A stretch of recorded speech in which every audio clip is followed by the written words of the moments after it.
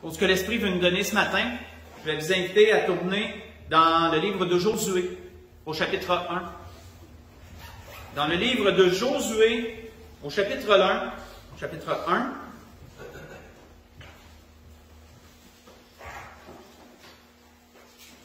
nous allons lire du verset 1 au verset 9.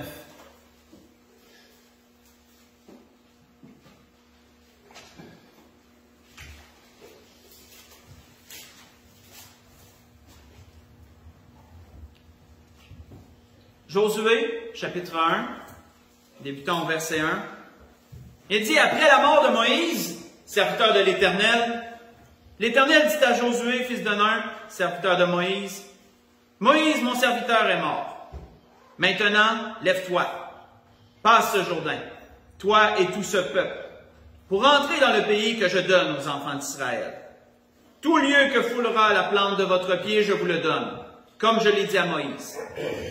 Vous aurez pour territoire depuis le désert et le Liban jusqu'au grand fleuve, le fleuve de l'Euphrate, tout le pays des Étiens et jusqu'à la grande mer vers le soleil couchant. Nul ne tiendra devant toi tant que tu vivras. Je serai avec toi comme j'ai été avec Moïse. Je ne te délaisserai point, je ne t'abandonnerai point. Fortifie-toi et prends courage, car c'est toi qui mettras ce peuple en possession du pays que j'ai juré à leur père de leur donner. Fortifie-toi seulement et aie bon courage, en agissant fidèlement selon toute la loi que Moïse, mon serviteur, t'a prescrite. Ne t'en détourne ni à droite ni à gauche, afin de réussir dans tout ce que tu entreprendras. Que ce livre de la loi ne s'éloigne point de ta bouche. Médite-le jour et nuit, pour agir fidèlement selon tout ce qui est écrit. Car c'est alors que tu auras du succès dans tes entreprises, c'est alors que tu réussiras. Ne t'ai-je pas donné cet ordre? Fortifie-toi et prends courage. Ne t'effraie point et ne t'épouvante point, car l'Éternel ton Dieu est avec toi dans tout ce que tu entreprendras. On va arrêter ici.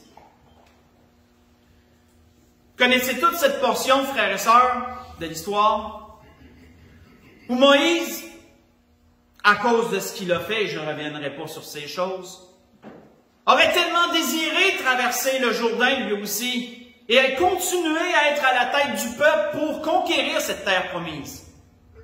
Moïse aurait tellement aimé voir ce grand territoire qu'il avait entendu parler de longue date et que Dieu avait promis à lui et au peuple d'Israël. Mais vous savez, quand Dieu décide des choses, Dieu, habituellement, ne nous donne pas une liste de choix et dire « Que choisis-tu dans ces choix-là? » Dieu décide et l'homme doit composer avec la décision de Dieu. Moïse a dû composer avec la décision de Dieu. Par son offense, Dieu lui a dit « Tu ne rentreras point dans ce territoire. » Et lorsque Dieu tranche quelque chose, il n'y revient normalement pas. Et donc, Moïse a dû composer avec cela. Josué avait été préparé d'avance pour ce qui s'en venait. On sait que lorsque Moïse allait dans la tente qui avait été dédiée pour parler avec Dieu, dans la tente qu'on appelle d'assignation, Josué le suivait, il entrait avec lui. Lorsque Moïse en sortait pour donner les paroles de l'Éternel au peuple, Josué souvent demeurait dans la tente que la Bible nous dit. Qu'est-ce qui s'y disait? Nous ne le savons point. C'est entre Josué et Dieu. La Bible ne le dit pas. Mais on peut se douter, du moins, que Dieu préparait Josué à ce que nous venons de lire ici. Maintenant, Moïse était mort, que la Bible nous dit. Devant Josué se dressait toute la grandeur de la tâche qui lui incombait maintenant.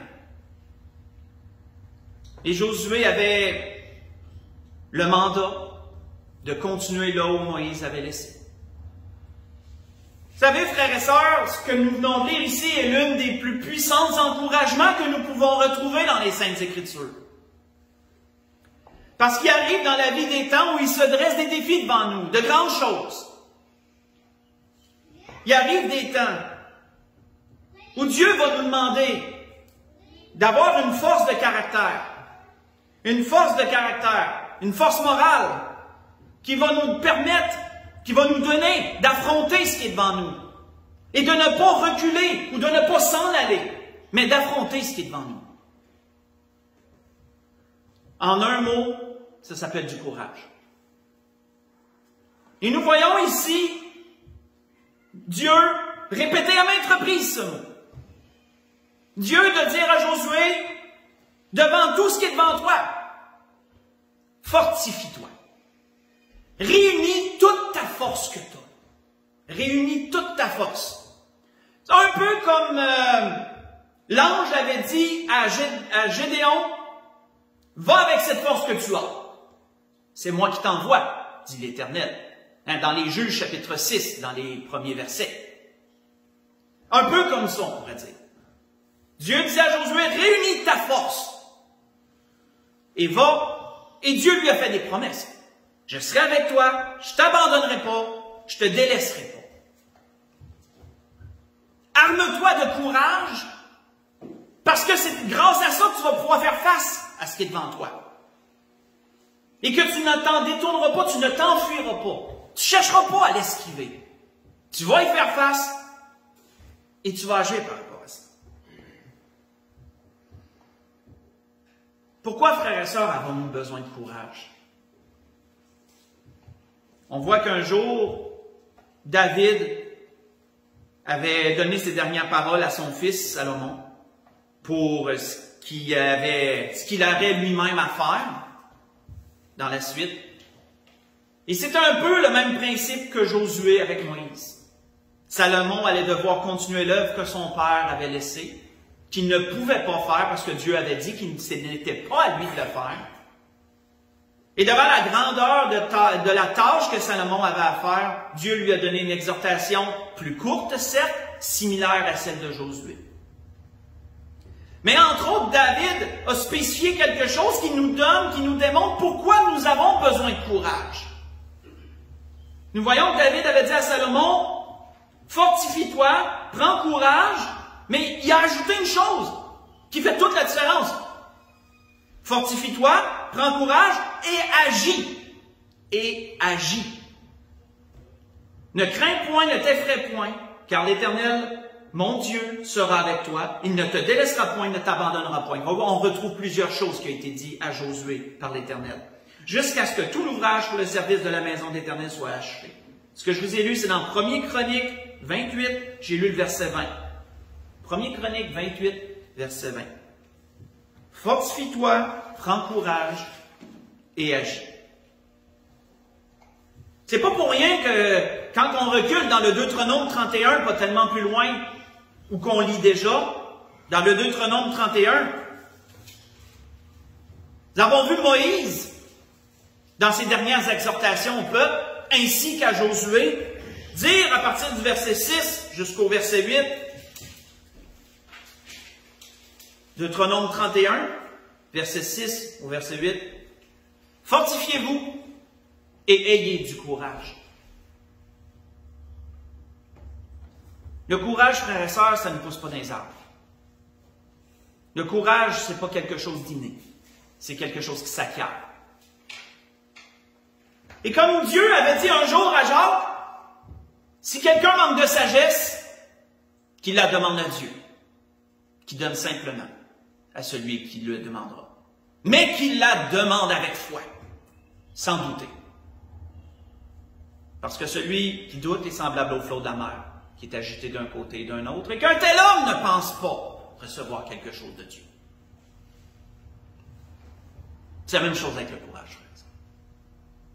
Il y en a qui l'ont plus naturellement que d'autres. Mais tous peuvent l'avoir. Si nous en avons besoin, demandons-le à Dieu. Et comment savons-nous que nous en avons besoin seulement? Mais c'est parce qu'il va se dresser des choses devant nous. Il va se dresser des défis devant nous. Et on sait qu'on a deux choix. Soit qu'on y fait face, ou soit qu'on capitule. C'est à ce moment-là qu'on va savoir qu'on a besoin de courage. Parce que si on sait qu'on doit y faire face, on doit avoir la force et d'agir par rapport à ça. Et c'est là qu'on sait, j'ai besoin de courage.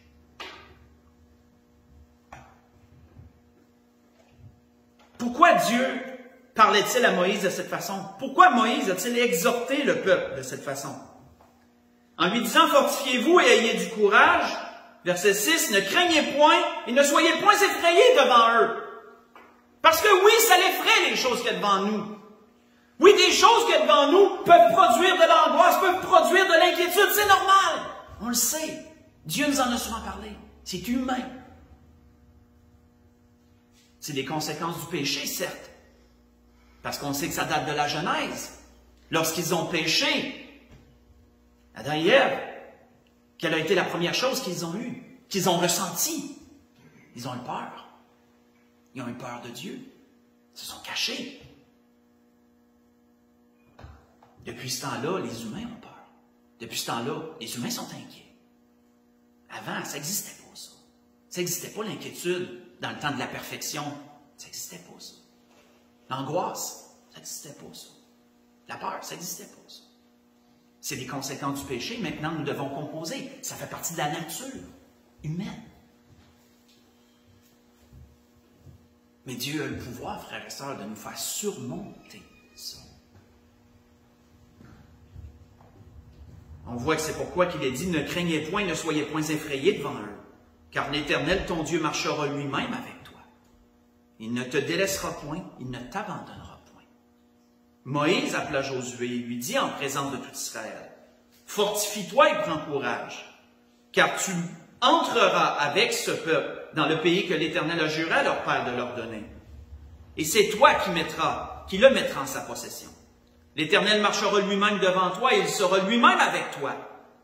Il ne te délaissera point, il ne t'abandonnera point. Ne crains point et ne t'effraie point. » C'est dit. On voit que Moïse, dans son rôle, endossait Josué devant le peuple. Il disait au peuple, à partir de maintenant, c'est lui. Et il disait à Josué, à partir de maintenant, le peuple le sait, c'est toi. Mais ça n'enlève pas la lourdeur de la tâche quand même, ça. C'était seulement un endossement officiel pour que le peuple le sache, puis personne ne dise qu'il a pris la place d'un autre sans que ça soit de Dieu, mettons. Tous le savaient maintenant. Pourquoi Dieu a-t-il donné cette puissante exhortation par la bouche de Moïse au peuple, à Josué, par sa propre bouche, l'Éternel nous dit qu'il a parlé à Josué et qu'il l'a fortifié de la même façon. Pourquoi? Qu'était-il arrivé à leur père? Si on recule dans le Deutéronome 1, qu'était-il arrivé à leur père? Dans le Deutéronome chapitre 1, si on y recule, si on lit à partir du verset 24,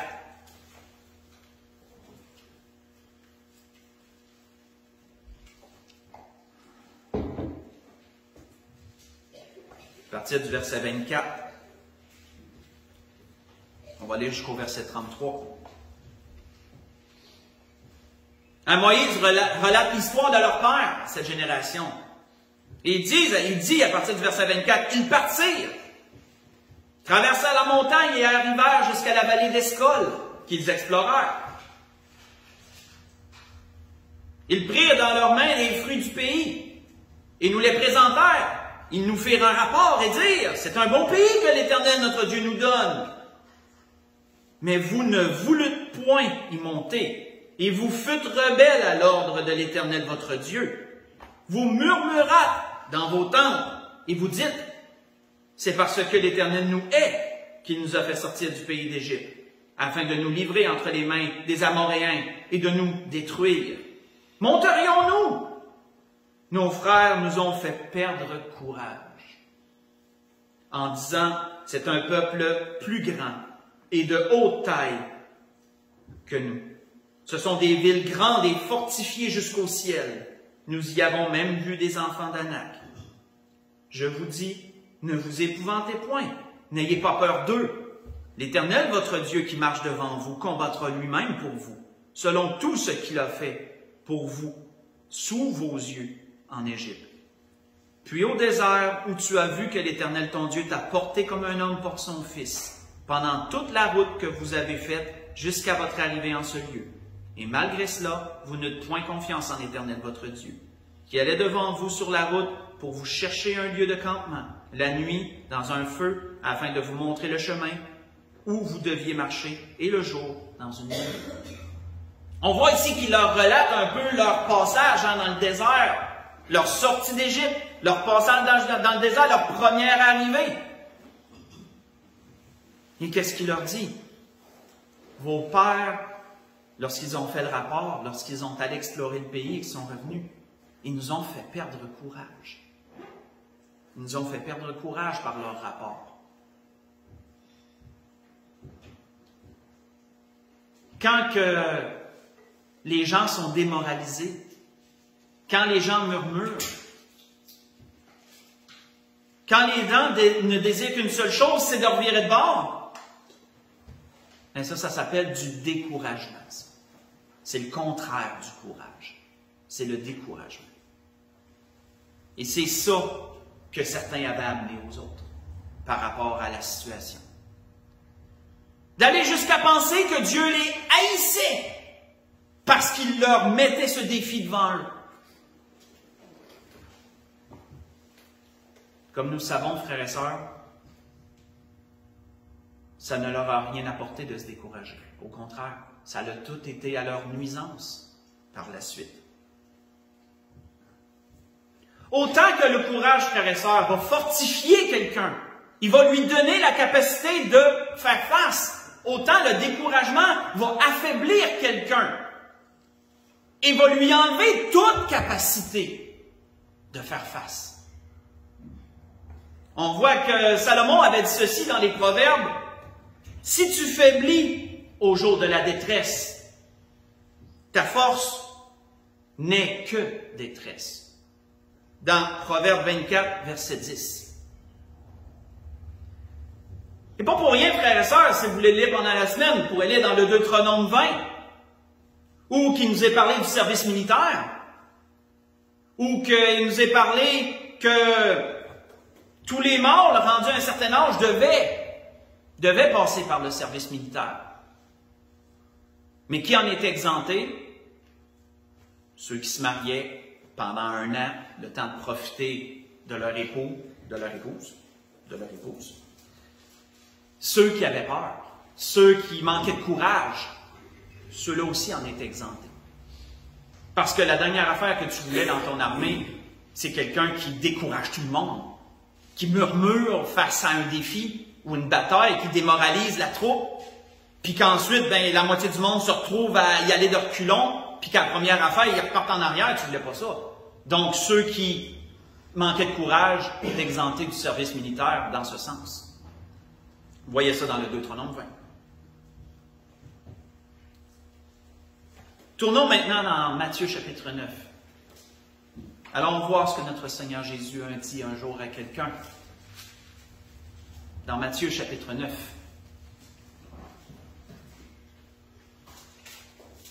Allons lire une situation. Nous avons parlé jusqu'à présent de 2 choses. On a parlé de courage. On a parlé c'est quoi le courage?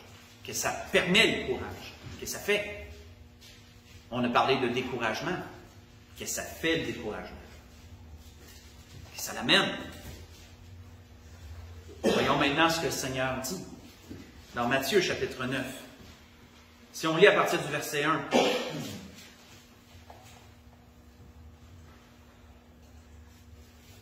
Il est dit, Jésus étant monté dans une barque, traversa la mer et alla dans sa ville.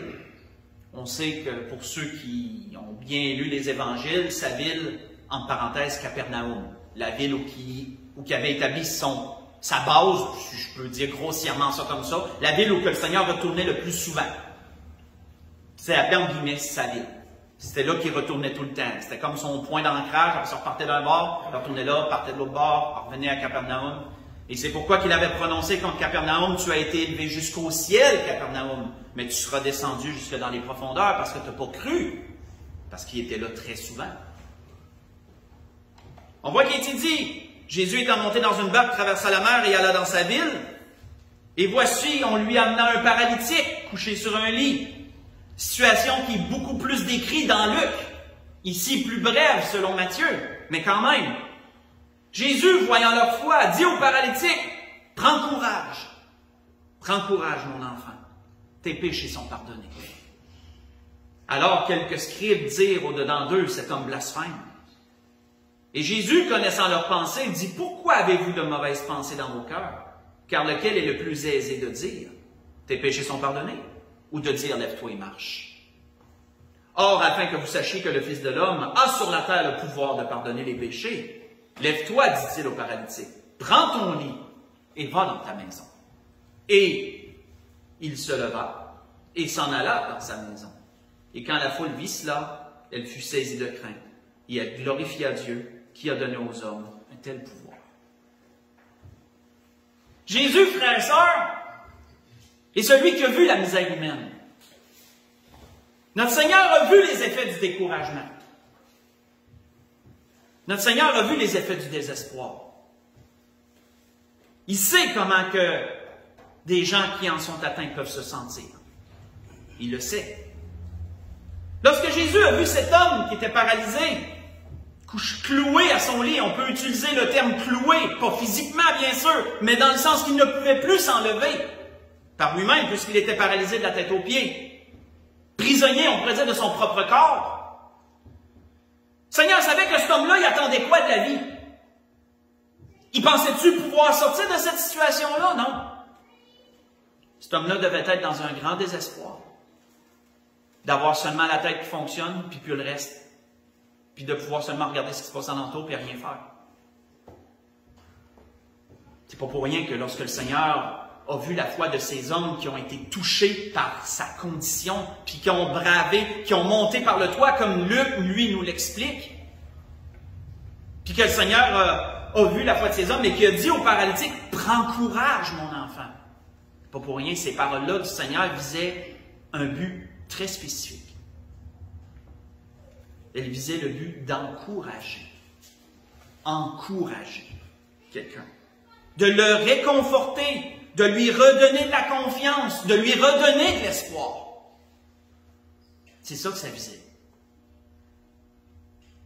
Et lorsque le Seigneur l'a encouragé, on sait que ses paroles ont dérangé certains. Mais quand que le Seigneur lui a dit « Prends ton lit et marche », et lève-toi, prends ton lit, il a fallu qu'il réunisse sa force pour se lever. Et il ne s'est pas levé sans faire d'effort. Il a fallu qu'il se lève, il a fallu qu'il réunisse la force, puis en se levant, il s'est rendu compte qu'il était capable maintenant, ce qu'il n'était pas capable avant. Parce que Dieu permet de faire ça. Dieu est capable de faire ça. N'y a-t-il rien d'impossible à Dieu, frères et sœurs? On le dit souvent. Puis c'est facile de le dire. Mais c'est tellement plus puissant quand on le vit, puis quand on le voit.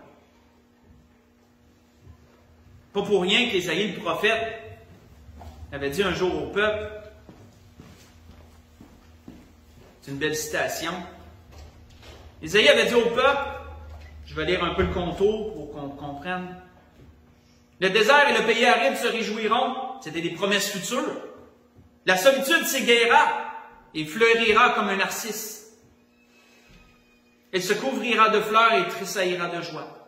Avec chant d'allégresse et cris de triomphe, la gloire du Liban lui sera donnée, sa magnificence du Carmel et de Saron.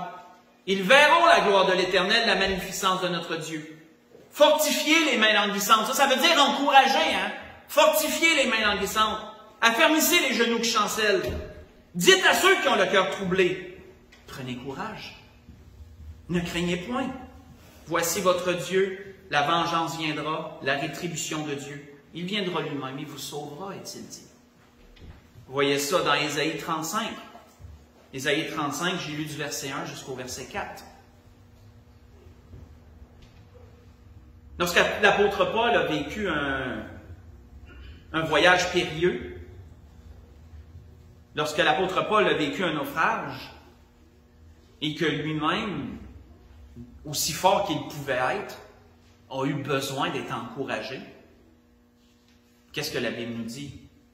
Dieu a envoyé un jour son ange pendant la nuit. C'est-tu pendant la nuit? Je ne suis pas sûr. Ça, c'est peut-être moi qui l'ai ajouté. Dieu a envoyé son ange. Et son ange a encouragé Paul. Et son ange, il a dit, crains pas, Paul. Parce que Dieu veut que tu t'en ailles là. Ce qui arrive, tu vas en sauver. Parce que Dieu veut que tu t'en ailles là. Et Dieu te donne tous ceux qui sont avec toi. Il n'y en a pas un qui va mourir. Pour se rendre là, eux autres aussi. À cause de toi. Et c'est ce qui est dit. Maintenant, je vous exhorte, disait Paul, parce qu'il a parlé aux autres après. Maintenant, je vous exhorte à prendre courage. Ils ont encouragé. Je vous exhorte à prendre courage, car aucun de vous ne périra et il n'y aura de perte que celle du navire. Hein? Seulement le matériel va être perdu. Mais votre vie, elle va être sauvée. Vous voyez ça dans les Actes 27, verset 22. Dieu, frères et sœurs, sait que parfois les choses qui sont devant nous peuvent paraître grandes. Dieu sait que ça peut être difficile. Dieu sait qu'on va avoir besoin de courage, qu'on va avoir besoin de force. Pourquoi? Parce qu'il va falloir être capable d'agir le moment venu dans les besoins qu'on va avoir. Il va falloir être capable d'agir. Puis Dieu sait que l'ennemi, lui, veut décourager. L'ennemi veut enlever nos forces. Ils ne veulent pas qu'on soit capable de réunir les forces qu'on a. Ils veulent nous les enlever de sorte que si tu n'as pas de force à réunir, qu'est-ce que Salomon disait? Lorsque ta force n'est que faiblesse, n'est que détresse, c'est ça. C'est ça que l'ennemi veut. Mais le Seigneur, lui, veut nous encourager parce que quand tu encourages, c'est que tu redonnes un peu. Tu redonnes la force, tu redonnes l'espoir. Pour être capable de continuer. Pour conclure, retournons dans Josué au chapitre 1 encore. Et voyons ce que le peuple a répondu à Josué.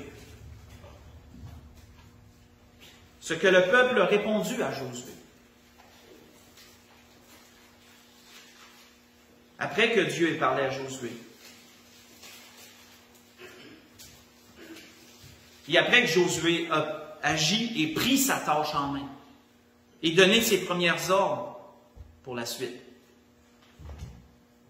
Dans Josué chapitre 1, si on lit à partir du verset 16, le peuple a compris quelque chose. Ils ont compris la situation. Ils ont compris le besoin. Ils répondirent à Josué en disant, « Nous ferons tout ce que tu as ordonné et nous irons partout où tu nous enverras. Nous t'obéirons entièrement, comme nous avons obéi à Moïse. Veuille seulement l'Éternel ton Dieu être avec toi, comme il a été avec Moïse. Tout homme qui sera rebelle à ton ordre et qui n'obéira point à tout ce que tu lui commanderas sera puni de mort. » C'était toute une position que le peuple prenait là. Fortifie-toi seulement et prends courage. Et même le peuple a encouragé Josué. Et ça, frères et sœurs, ça a dû être d'une très grande aide pour lui. Parce que c'est une chose de recevoir l'encouragement de Dieu et c'est le plus important. Mais quand tu as l'encouragement aussi de tes pères qui t'entourent, c'est tellement, ça l'aide énormément aussi, ça. Ça l'aide énormément aussi. Pas de problème. Et frères et sœurs, dans toutes ces choses, dernière parole que je voudrais vous citer avant de conclure complètement, qu'est-ce que Josué a constaté après avoir fait une grande partie de cette conquête? Qu'est-ce que Josué a constaté? Une constatation, frères et sœurs, qu'on a pu probablement constater nous-mêmes et qu'on constatera aussi probablement dans l'avenir. Il a dit, c'est ainsi que l'Éternel donna à Israël tout le pays qu'il avait juré de donner à leur père. Ils en prirent possession, s'y établir. L'Éternel leur accorda du repos tout autour, comme il l'avait juré à leur père. Aucun de leurs ennemis ne put leur résister. Et l'Éternel les livra tous entre leurs mains. De toutes les bonnes paroles que l'Éternel avait dites à la maison d'Israël, aucune ne resta sans effet. Toutes s'accomplirent. Josué 21, verset 43 au verset 45. Et c'est ainsi que l'Esprit nous dit ce matin. On peut se lever pour le dernier cantique.